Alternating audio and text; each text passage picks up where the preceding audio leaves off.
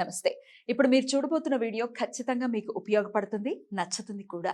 మరి మీకు నచ్చిన విషయం నాకు తెలియాలి అంటే ఈ వీడియోని మీరు లైక్ చేయాలి, షేర్ చేయాలి, అలాగే మన ఛానల్‌ని సబ్స్క్రైబ్ చేయాలి. మీ సపోర్ట్‌ని నాకు అందిస్తారు కదూ!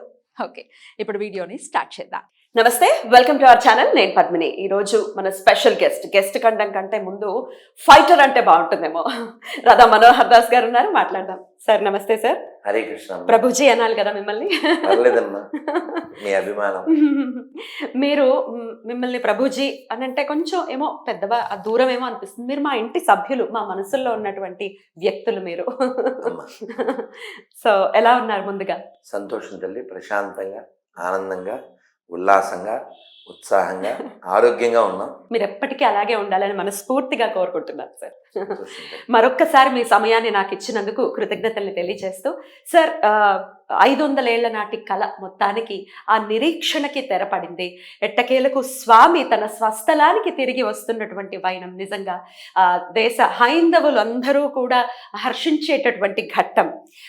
22వ తారీఖు పుష్య శుక్లపక్ష ద్వాదశి నాడు స్వామి విగ్రహ ప్రతిష్ఠ, ప్రాణ ప్రతిష్ఠ జరగబోతోంది. ఎలా అనిపిస్తోంది సార్?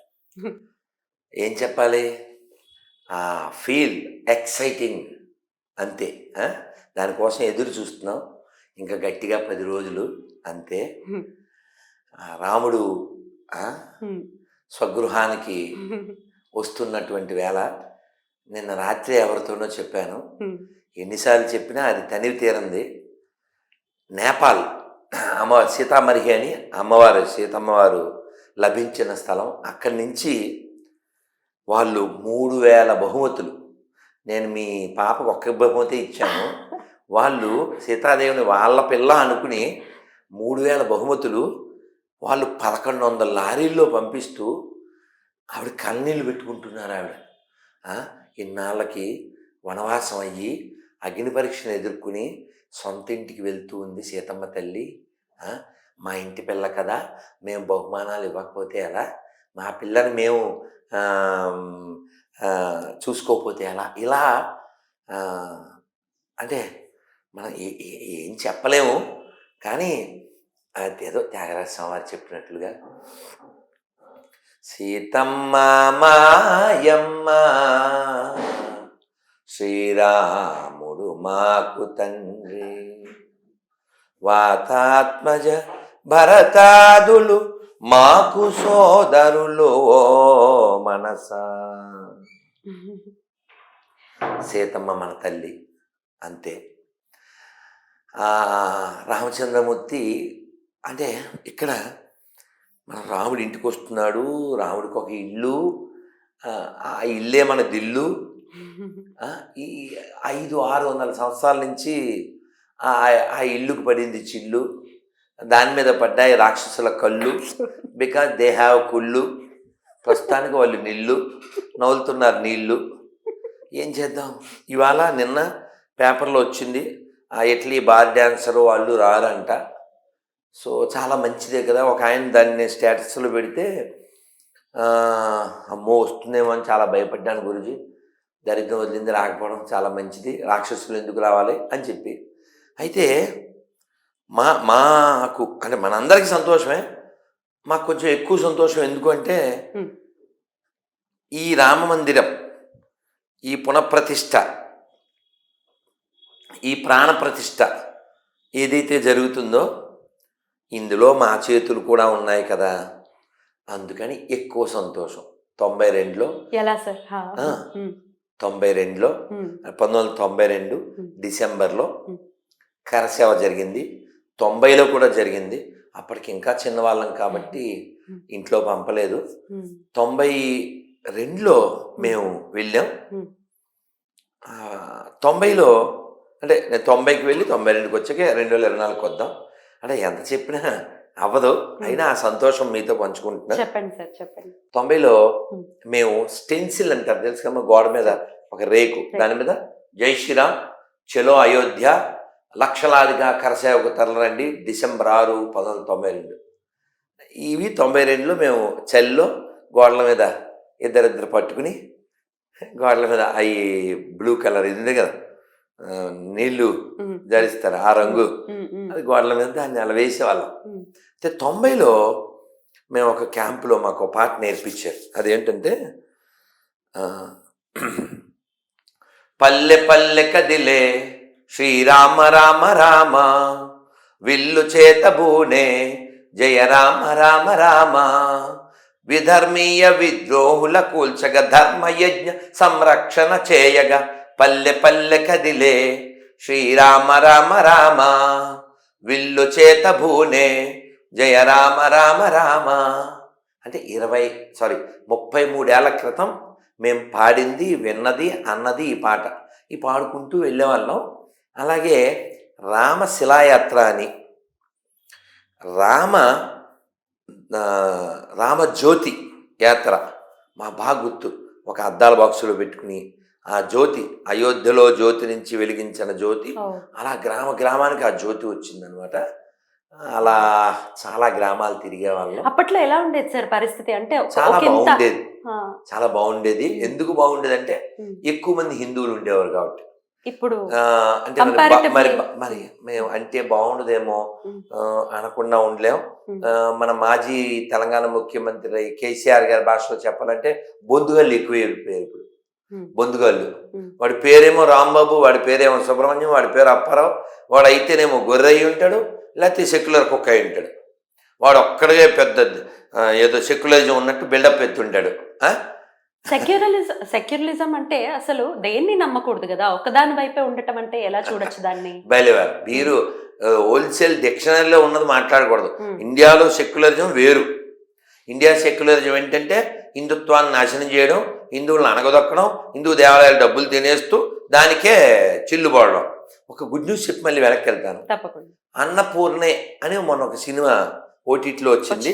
ఇందాక ఎవరో స్క్రీన్ షాట్ పెట్టారు, ఆ దరిద్రాన్ని తీసేసారు అని క్షమాపణ కూడా చెప్పారు. లిక్ ఫిక్స్ ఎవడో ఉన్నాడు వాడు.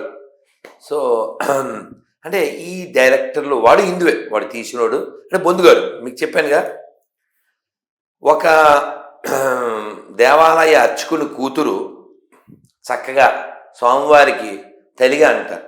స్వామివారికి వంట నివేదన చేయాలి. ఆ నివేదన చేసే క్రమంలో చక్కగా పులిహార కావచ్చు, బిసిబేడాబాద్ కావచ్చు, పరమాన్నం కావచ్చు, పొంగల్ కావచ్చు.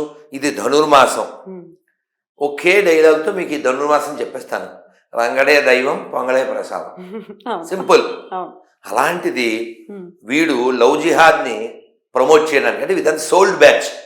చెబితే బాగుండదు కానీ చెప్పబోతే కూడా బాగుండదు. మీకు అమ్మాయి పేరు బుజ్జిగాడి సినిమా అని తెలుసు కదా, త్రిష. ఇంకొక అమ్మాయి ఉంది సంజన. అమ్మాయి థ్యాంక్స్, పేర్లు గుర్తురాలే ఇంకా, అందుకంటే బండ గుర్తులే. ఈ సంజన అనే అమ్మాయి ప్లస్ ఆవిడ టీవీలో వస్తుందండి, ఆవిడ పేరు ఆమని, ప్లస్ ఇంద్రజ. వీళ్ళందరూ లవ్ జిహాద్ బాధితులే. ముస్లిమ్స్ ని పెళ్లి చేస్తారు. మనకు కనపడడానికేమో పట్టు చీర కట్టు బొట్టుతో బాగానే ఉన్నారు, కానీ వాళ్ళందరూ లవ్ జిహాద్ ఎఫెక్టెడ్ ఉమెన్స్. లవ్ జిహాద్ ప్రమోషన్లో భాగంగా నయనతారతో ఆ సినిమా తీశారు. అంటే ఆ అమ్మాయి ముస్లిం అబ్బాయిని తో కుకింగ్ నేర్చుకోవడానికి వెళ్ళినట్టు, కుకింగ్లో మనం డిఫరెన్స్ చూపించకూడదు కాబట్టి కెరియర్ని చేసుకుంది తను కుకింగ్ ని. కాబట్టి అన్ని కర్రీలు వండేయాలి. ఆ కర్రీలు వండేటప్పుడు వర్రీ పడకుండా మటన్ కూడా వండేయాలి. వండేటప్పుడు మళ్ళీ దాన్ని హలాల్ చెయ్యాలి. అసలు ఈ దరిద్రం మాకెందుకు? ఓపెన్ ఛాలెంజ్ మన భయ్యాలందరికీ. అమ్మవారికి పొట్టేలు ఇస్తే హలాల్ చేయకుండా తింటాం అని చెప్పండి. హలాల్ చేయడం అంటే ఏంటి సార్? బాగుండదు కానీ చెప్పాలి. చక్కగా తుపుకు తుపుకు తుపుకు అని ఉమ్మేయడం అని వాళ్ళే చెప్పారు, మన సొంతమేం కాదు. తినేవాళ్ళు తప్పు తప్ప నేనైతే నా 100% సపోర్ట్ ముస్లిమ్స్కే ఉంటుంది. ఎందుకంటే అంటే వండేటప్పుడు అలా ఉమ్ముతారా? అది వాళ్ళ నియమం. అది నిన్నెవడు తినమన్నాడు? వాళ్ళ నియమం అది. వాళ్ళ నియమాన్ని వాళ్ళు ఫాలో అవుతున్నారు. నువ్వేమో అంటే మరి బాగుండదు. హార్ష్గా చెప్తున్నాను. నువ్వు వెళ్ళి హలాల్ అయిందా అని అడుగుతావు. పొలాల్లో తినాల్సిన వాడు హలాల్ నీకెందుకు నాన్న? అప్పుడు ఆయన పేరు ఏదో ఉందండి, సిరాజ్ అని. ఆయన ఓపెన్గా చెప్పాడు, మనం యూట్యూబ్లో ఫేస్బుక్లో చూసాం. ముస్లిం సోదరులు ఎవరైనా సరే ఏ షాప్కి వెళ్ళినా హలాల్ అయిందే కొనుక్కోండి తినండి అని చెప్పాడు. మరి హిందూ సోదరులకు నేను చెప్తున్నాను, మీరు హిందువులైతే అలా తినకండి. Very simple. వాళ్ళని ఫాలో అవనివ్వండి, మీరు ఫాలో అవ్వండి. వాళ్ళ కూడా మీకెందుకు ఉమ్మేసింది? నీకు ఇంగితం ఉండ ఏమంటే వాళ్ళకి నచ్చిందండి, వాళ్ళ ఇష్టం వాళ్ళది, నీకెందుకు? అలాగే నిన్న మీరు పాస్లో పెట్టండి. మొన్న ద్వారకా తిరుమల వెళ్ళే దారిలో అరుణ రెస్టారెంట్, నీలిమా రెస్టారెంట్ ఉందని ఎవడో మనోడు వెళ్ళిపోయి కూర్చుని ఆర్డర్ ఇచ్చాడు. లోపల అందరూ ముస్లిమ్సే ఉన్నారు. ఆ వండిన దాంట్లో ఉమ్మేస్తుంటే ఇతను ఫోటో దిగిపోయాడంట, కొట్టారంట. ఓనర్ ఏమో హిందూ అంట. సరే, అది ఫేస్బుక్లో వచ్చింది. ఓనర్తో సంబంధం లేదు. వండేవాడు ఒకవేళ ముస్లిం అయితే తను హలాల్ చేస్తాడా? కాదమ్మా, ఇప్పుడు నేను ఒక మాట చెప్తాను, మీకు బాగా పట్టుకుంటుంది.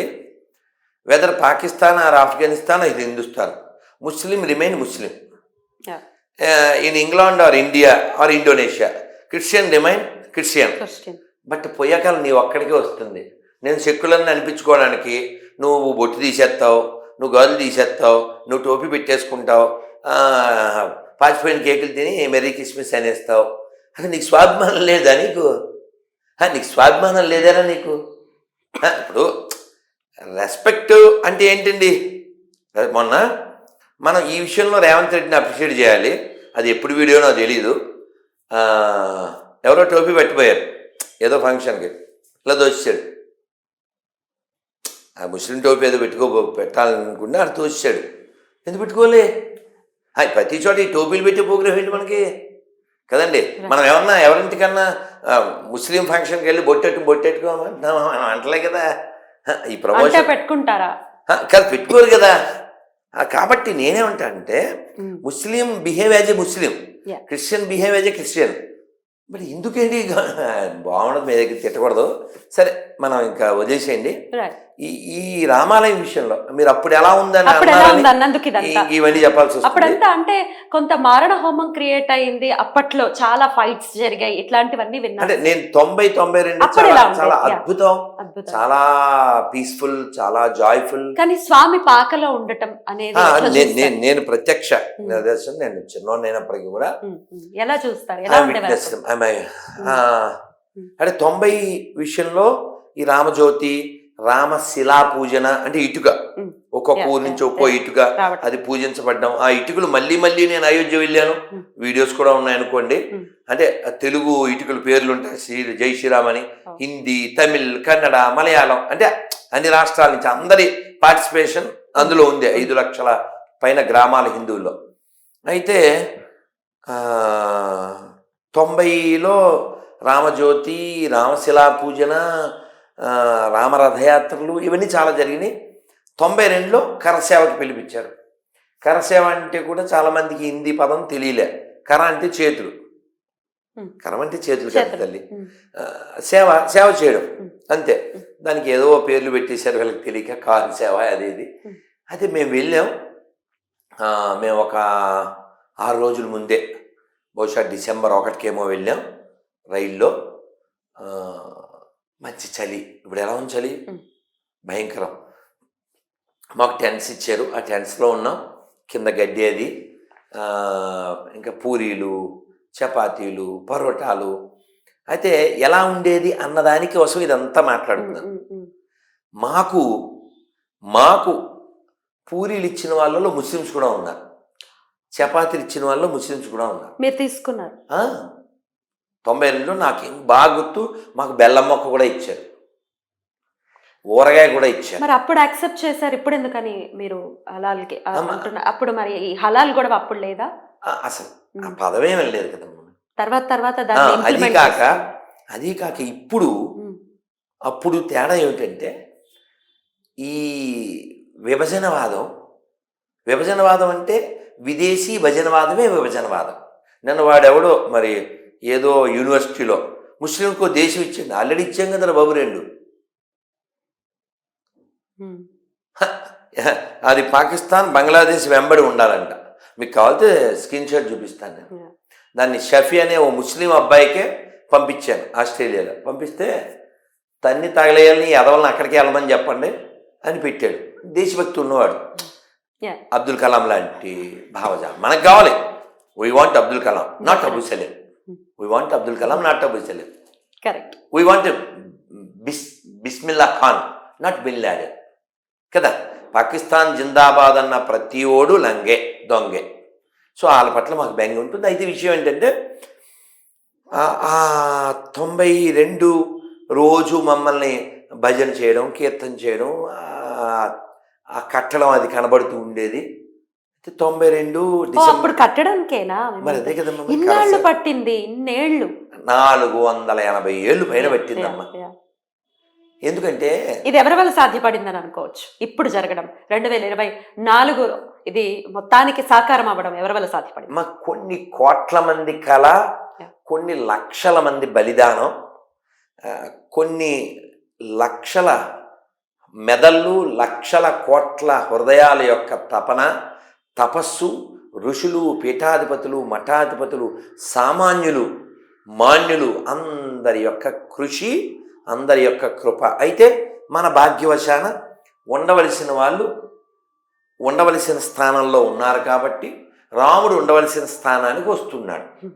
దాన్ని ఏమంటారే, మనకి స్వతంత్రోద్యమం విషయంలో ఒక జోక్ చెప్తూ ఉంటారు. ఏంటంటే, ఒక్క రక్తం చుక్క చెందకుండా స్వతంత్రం తెచ్చిన మహాత్మా గాంధీ అంటూ. అది పచ్చాబద్ధం. ఎందుకంటే 47 పార్టీషన్ అయితేనే ఈ దేశం ముక్కలై లక్షల మంది చనిపోయి, లక్షల మంది నిరాశ్రయులై, లక్షల మంది మానభంగానికి, హత్యకి గురిగావింపబడితే, పాకిస్తాన్ అనే పందుల దేశం పుడితే ఈ దేశం ఇలా ఉంది. అయినా కూడా దీన్ని ఇంకా ముక్కలు చేస్తాం అంటూనే ఉన్నారు ఇప్పటికీ. మన ఓవైసీ ఉన్నారు కదా, పెద్ద ఓవైసీ, ఆయన డైలాగ్ కూడా వేస్తున్నాడు. అంటే ఎంత దురదృష్టకర విషయం అంటేనే, బాబర్ అనేవాడు ఎవడండి? దొంగ, డెకాయిట్ కదా. వేరెవర్ ఈ గోస్ ఈ kills women's and destroy the cities. History అది. ఆ దొంగోడికి మన దేశ ముస్లిమ్స్కి సంబంధం ఏంటి? సో కామెంట్లో ఎవరైనా తెలియజేయగలరు. టిప్పు సుల్తాన్ అయినా, బాబర్ అయినా, గజనీ అయినా, తైమూర్ అయినా, తొగలక్ అయినా, వీళ్ళంతా దొంగలు. ఈ దొంగలకి మన దేశం సంబంధం ఏంటమ్మా కదా. ఇప్పుడు ఎవరైతే ముస్లిమ్స్ మన దేశంలో ఉన్నారో వాళ్ళని, ఎవరినైనా, నన్ను, ఒక ఇమానియల్ని, ముగ్గురిని కొంచెం బ్లడ్ తీసుకుని టెస్ట్ చేయండి. ముగ్గురు DNA ఒకటి ఉండదు లేదో అడుగుదాం. ముగ్గురితో ఒకటే ఉంటుంది. ఎందుకంటే మీకు అర్థమయ్యేలా మొక్క చెప్తాను నేను. James father Jackson, high high Jackson father Jaipal, Jaipal father Jairam, grand father ఒక్కడే, గతమంతా మనదొక్కటే, గ్రాండ్ ఫాదరు ఒక్కడే, గతమంతా మనదొక్కటే, ఇది మన దేశం, ఇది మన దేశం, ఇది మన దేశము రన్నా, ఇది స్వర్గము కన్నా మిన్నా. అర్థమైందిగా? మూలం ఎక్కడదే అమ్మ? మీరు నవ్వుతారు, చెప్పకపోతే బాగుండదు. అనిల్ అనే అతను నాతో గొడవ పడుతూ ఉన్నాడు, యూట్యూబ్లో తిడుతూ ఉన్నాడు 2-3 రోజుల నుంచి. సరే తిట్టాడు. నేనేం అడుగుతున్నానంటే, ఇప్పుడు మీరున్నారమ్మా, మీ అమ్మగారి పేరు ఏంటమ్మా? అన్నపూర్ణ. టక్కని చెప్పారుగా, టైం ఏం తీసుకోలేదుగా, ఒక నిమిషం ఆలోచించలేదుగా. మా అమ్మ పేరు విజయలక్ష్మి. చెప్పడానికి ఎంతసేపు? సెకండ్స్. వాడిని 2 రోజుల నుంచి వాళ్ళ అమ్మ పేరు చెప్పించలేకపోతున్నానమ్మా నేను. ఇప్పటికి కూడా చెప్పలేదమ్మా. ఎందుకు చెప్పట్లే? ఇప్పుడు నేను చెప్పిందే, James father Jackson, Jackson father Jaipal, Jaipal father Jairam, grand father అక్కడే. వాడు ఇప్పుడు చెప్పేశాడు అనుకో, వాళ్ళ అమ్మ పేరు కూడా అన్నపూర్ణ, విజయలక్ష్మి, శుభలక్ష్మి చెప్పాల్సి వద్ది. చెప్తే ఏముంది? దొరికేస్తాడు. దొరికితే నరికేస్తాం. అంటే వాడు మనవాడే కదా, మనకి పుట్టినాడు కదా. వాడు ఏదో బ్రిటిష్ వాడు పుట్టినట్టు ఫీల్ అయిపోతున్నాడు. మా క్రైస్తవులు అంటుంటాడు. నువ్వు అసలు క్రైస్తవుడే కాదుగా, మా క్రైస్తవులు కనిపెట్టినా అంటాడు. అసలు నువ్వు పుట్టింది మాకు కదా. ఇది నా చాయిస్ అని అంటారు సార్. నేను దాన్ని కాదన్నగా, దాన్ని వ్యతిరేకించారు. ఇప్పుడు మీరున్నారమ్మా, ప్రాక్టికల్గా మాట్లాడదాం. మీరు ఇంతకుముందు ఏ ఛానల్లో చేశారు? నేను ఇంకా రకరకాల channels. What's wrong? What's wrong? Now you come to this channel. What's wrong అని. కానీ మీరు ఏమనకూడదంటే, ఇన్ని ఛానల్స్లో మా ఛానల్ ఒకటే గొప్పది, మిగిలిన పనికి మళ్ళీ అనకూడదు. కదా కరెక్ట్. అంతే. మీ మీ ఫైటింగ్ కూడా అదే. Same. ఎవరి పర్సనల్ చాయిస్ వాళ్ళకి వదిలేస్తారు. తప్పే ఉందమ్మా. అమ్మ ఇప్పుడు మీరు గౌరీ పూజ చేస్తారు, చేస్తా ఇంట్లో ఇంత పసుపు ముద్ద, 3 కుంకుమ బొట్లు, గణపతి అంటావా గౌరీ అంటావా, మాకేంటి అబ్జెక్షన్? మనం కొబ్బరికాయ నీట్గా ఒక కలశంలో పెట్టి అమ్మవారి ముఖం పెట్టి, మా అమ్మ పాడిందే పాడతాను, మా అమ్మ లేదు మీరు మా అమ్మలాగా మా అమ్మ చనిపోయేటప్పుడు కూడా పాడి వినిపించాను నేను. మా అమ్మ పక్కన కూర్చుని పూజ చేయలేదు, నేను మా నాన్న పార్టీ, మా నాన్న పక్కన మా అమ్మ మొక్కన్నారు కానీ మా నాన్న పార్టీ. అయితే ఇది దేవుడి గది, ఇలా 5-6 గుమ్మాలు ఇలా పరిగెడుతూ ఆడుతూ ఉండేవాళ్ళం కదా. మా అమ్మ కూర్చుని పాడింది అలా చెవిలో పడిందే మా అమ్మ చనిపోయేటప్పుడు నేను పాడి వినిపించాను. అమ్మ నువ్వు ఇది పాడేవే అన్నాను. వాళ్ళకి నివాస గృహానికి మా చేతులు కూడా ఉన్నాయి. అలా ఈ ఇటుకు బట్టి ఊరవతలు ఎక్కడో అయోధ్య ఊరవతలు ఉంటే ఒక్క ఇటుక మళ్ళీ అక్కడికి రావడానికి 2-3 వేల చేతులు దాటి వచ్చేది. అంత క్యూ అక్కడి నుంచి నిలబడి అలా ఒకటి అలా మేము అక్కడే దగ్గరలో ఉన్నాం. అది మా అదృష్టం. నేను ఒక గుంటూరు కరసేవకు. అలా ఈ భాగ్యం మేము పొందాం. ఈ దేశం రాముడిది, ఈ దేశం శివుడిది, ఈ దేశం కృష్ణుడిది. ఎడారి మతాలకి ఈ దేశానికి ఏ సంబంధం లేదు. ఎవరైతే ఇతర మతాలను అనుసరిస్తున్నారో అలా అనుసరించడాన్ని మనం వ్యతిరేకించాం. కానీ మా నాన్న మంచివాడు అనటానికి మేమేమీ వ్యతిరేకం కాదు. మీరు మీ నాన్నగారి గురించి గంట మాట్లాడండి, 2 గంటలు మాట్లాడండి, మాకు బోరు కొడితే డోర్ తీసి వెళ్ళిపోతాం. అంతేగాని మా నాన్న గొప్పోడు, మీ నాన్న ఏదో తక్కువ చేసినప్పుడు మరి మాకు కూడా మరి చొక్కా ఒకటే కాదుగా మడతెట్టడం